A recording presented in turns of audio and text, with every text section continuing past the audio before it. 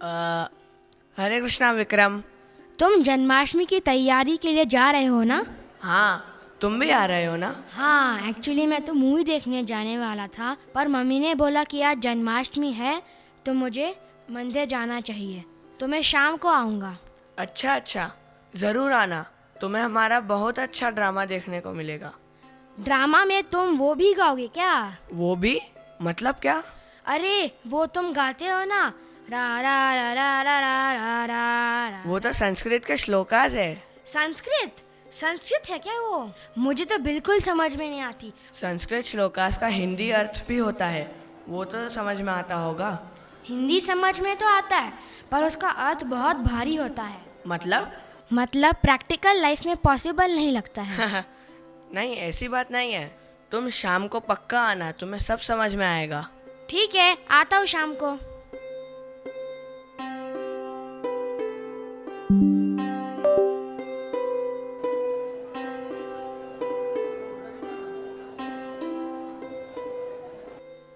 आओ विक्रम, ड्रामा शुरू ही होने वाला है। रुको, मैं सबको बता देता हूँ कि आज कौन से श्लोक पर ड्रामा होने वाला है। हरे कृष्णा भक्तों, आज हम भक्ति वेदांत विद्याश्रम के बच्चों ने भगवत गीता के 6ठे अध्याय के 5वें श्लोक पर एक ड्रामा प्रिपेयर किया है। और हाँ, मेरा दोस्त विक्रम कहता है कि भगवत गीता को समझना बहुत कठिन है। मुझे आशा है कि आज के इस ड्रामा को देखकर विक्रम समझ जाएगा कि भगवत गीता को समझना बहुत आसान है।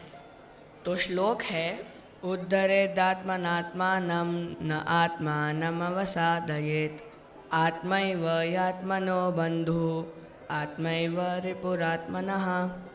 इस श्लोक से भगवान श्री कृष्ण हमें समझाते हैं कि मन हमारा मित्र है और वही मन हमारा शत्रु भी।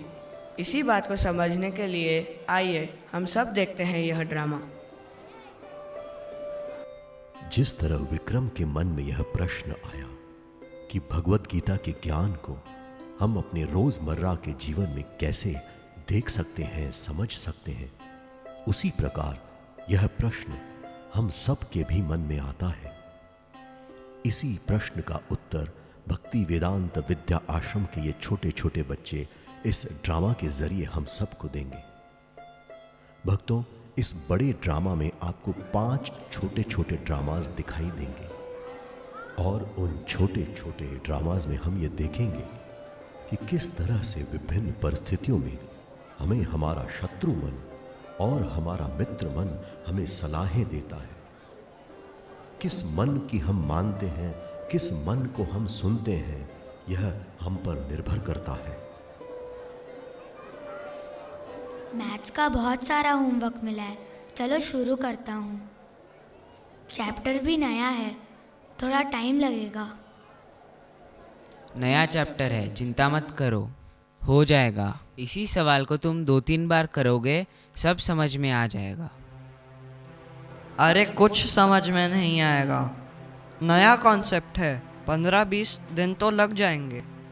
नहीं नहीं, तुम मेरी बात सुनो, प्रयास करते रहो।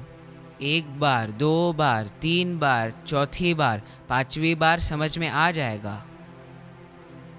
मत करो 1 बार, 2 बार, 3 बार, 4 बार। तुम सिर्फ 1 बार लैपटॉप खोल के वीडियो देख लो, तुम्हारा माइंड फ्रेश हो जाएगा ना, तो सब समझ में आ जाएगा। तुम प्रयास करते रहो, अगर नहीं समझ में आए तो पिताजी से पूछ लो। अरे नहीं नहीं, पिताजी फिर 30-40 सवाल एक साथ दे देंगे। तुम मेरी बात मानो, वीडियो नहीं देखना तो खेलने चले जाओ। मेरी बात सुनो, प्रयास करते रहो।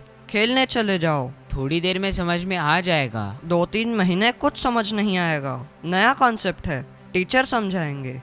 टीचर को 2-4 बार प्रयास करने दो। मान लो मेरी बात, खुद के मरने से ही स्वर्ग मिलता है, तुम्हें ही प्रयास करना पड़ेगा।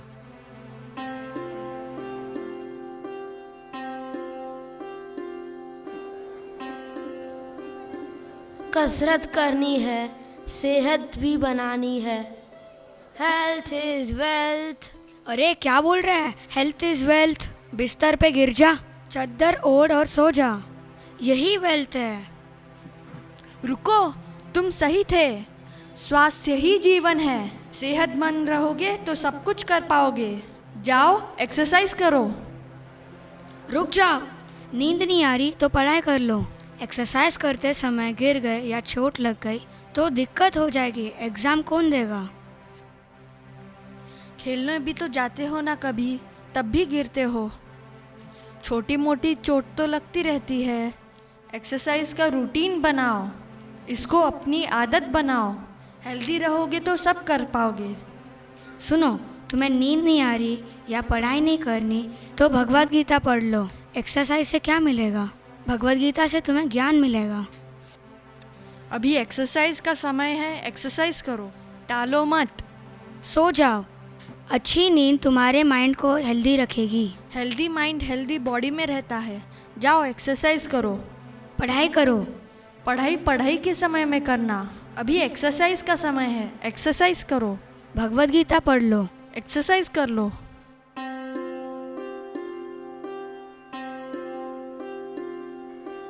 टीचर ने 15 अगस्त का स्पीच देने को कहा है। प्रैक्टिस कर लेता हूँ। पहले स्पीच लिख लेता हूँ, उसके बाद बोलने की प्रैक्टिस कर लूँगा। मत करो, पहले लिखोगे फिर बोलोगे, कितना समय लगेगा? इतने समय में तुम होमवर्क कंप्लीट कर सकते हो। होमवर्क तुम शाम को करना। सबमिशन 2 हफ्ते बाद है, मगर स्पीच तो तुम्हें कल ही देनी है। रुको, चाहो तो होमवर्क मत करो, खेल लो। स्पीच तुमने तैयार कर ली और टीचर को पसंद नहीं आई और तुम्हारे स्पीच सुनकर बच्चे हंसने लगे, तुम्हारी बेइज्जती हो जाएगी। जाओ खेल लो। नहीं, उसको बेइज्जती नहीं कहते हैं। गलतियाँ सबसे होती है। अगर तुम प्रयास ही नहीं करोगे तो तुम कैसे सीखोगे और तुम टीचर को भी डिसओबे करोगे। मत लो ये रिस्क, बहुत समय जाने वाला है तुम्हारा स्पीच में और इससे क्या सीखने को मिलेगा? कुछ भी नहीं। इससे अच्छा है तुम अपने दोस्त के घर पे जाकर पढ़ाई कर लो, तुम दोनों मिलकर बहुत कुछ सीख जाओगे। आज से पहले दोस्त के साथ पढ़ाई करने पर तुमने कितना सीखा है। स्पीच की तैयारी करो, टीचर को बहुत अच्छा लगेगा, तुम्हारा आत्मविश्वास बढ़ेगा।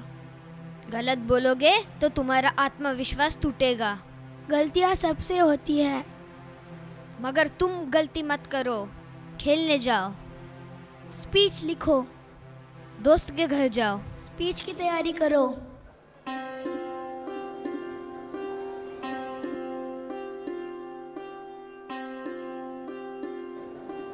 कितना अच्छा वॉच है। किसका है? अरे ये संकर्षण का वॉच है। ध्यान से खेल, टूट जाएगा।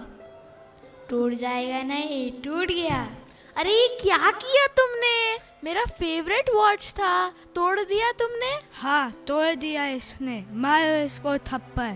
थप्पड़ मिलेगी तब समझ में आएगा। बहुत देर से खेल रहा था, छोड़ना मत। अरे नहीं नहीं, वो तुम्हारा दोस्त है, वह ऐसा चाहता नहीं था, उससे ऐसा हो गया, जाने दो। बिल्कुल मत जाने दो, पकड़ो उसे। थप्पड़ नहीं मारना तो पैसा ले लो। अरे वो तुम्हारा दोस्त है, दोस्त से पैसा लोगे? तुमसे भी कभी ऐसा हुआ होगा कि तुमने भूल से दोस्त का खिलौना तोड़ दिया होगा, जाने दो। मत जाने दो, थप्पड़ मत मारो, पैसे मत लो, तो भी बेइज्जती तो जरूर करो। नहीं, तुम ऐसे बिल्कुल भी नहीं हो। तुम किसी के लिए बुरा सोच भी नहीं सकते, तो बुरा बोल कैसे सकते हो? जाने दो। मत जाने दो, उसे कुछ तो सबक सिखाओ। जाने दो, गलती सबसे होती है, वह ऐसा करना नहीं चाहता था। नहीं, वो तुमसे जलता है, उसने जानबूझकर तुम्हारी वॉच तोड़ी है। जानबूझकर नहीं, उससे ऐसा हो गया, जाने दो।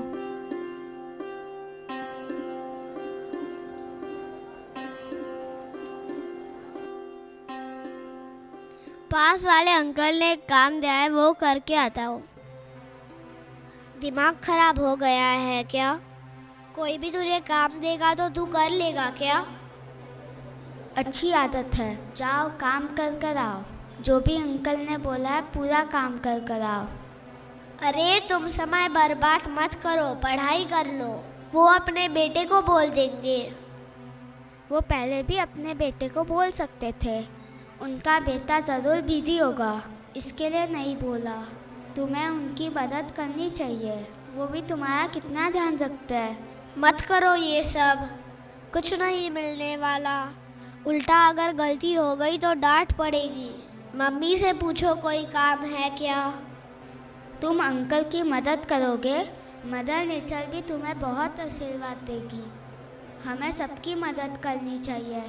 अरे हमें सिर्फ अपने बारे में सोचना चाहिए।